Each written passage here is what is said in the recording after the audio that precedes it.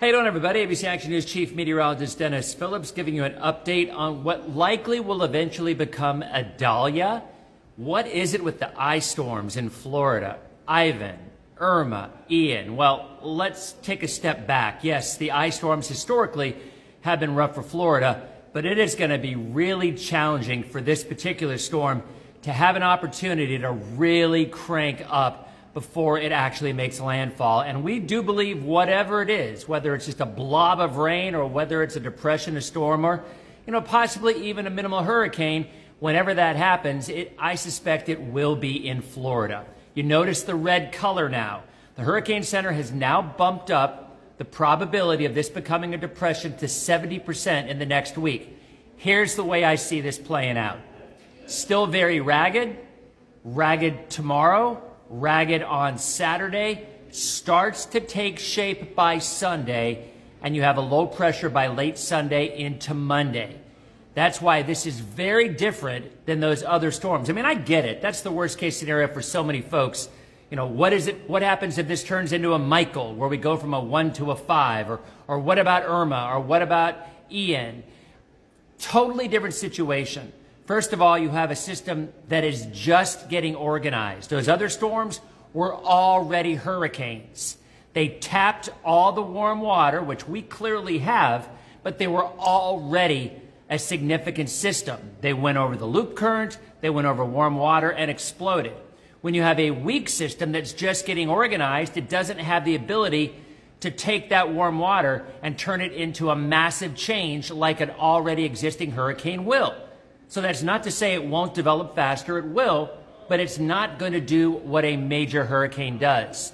Second of which, it's going to be accelerating. There's going to be winds aloft that are not going to have this a slow mover. It's going to pick up its forward speed. The faster it goes, the less likely it has that it's going to actually turn into something more significant. Could we see a tropical storm across the west coast of Florida? Absolutely. As a matter of fact, that's what I think is going to happen.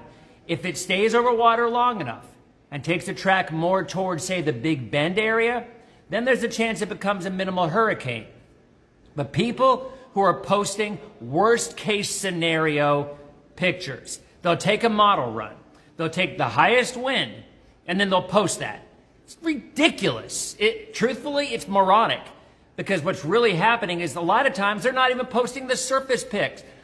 They're posting an 850 millibar, which is about 1,000 feet up. So if you're going to post worst case scenario to try to scare people, at least get a legitimate map of a surface wind as opposed to what's 1,000 feet up. The bottom line is, folks, this isn't even a system yet. It doesn't exist, and it won't for a couple of days.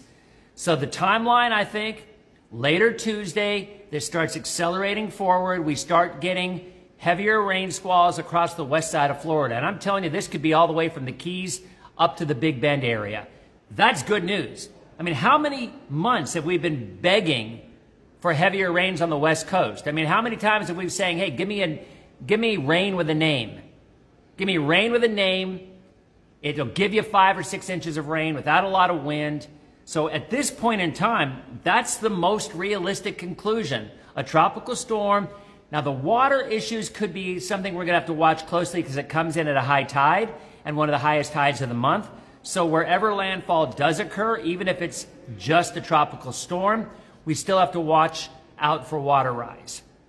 But the worst case scenario posts I'm going to throw the worst model and the worst time. It's just ridiculous. You take a breath. You're like, look, this doesn't exist yet. It's going to probably get its act together in a few days. And by the middle of next week, there's going to be some really squally weather across the west coast of Florida. And there might be a small area that could get hit, even with some minimal hurricane winds. Right now, that's what I'm thinking.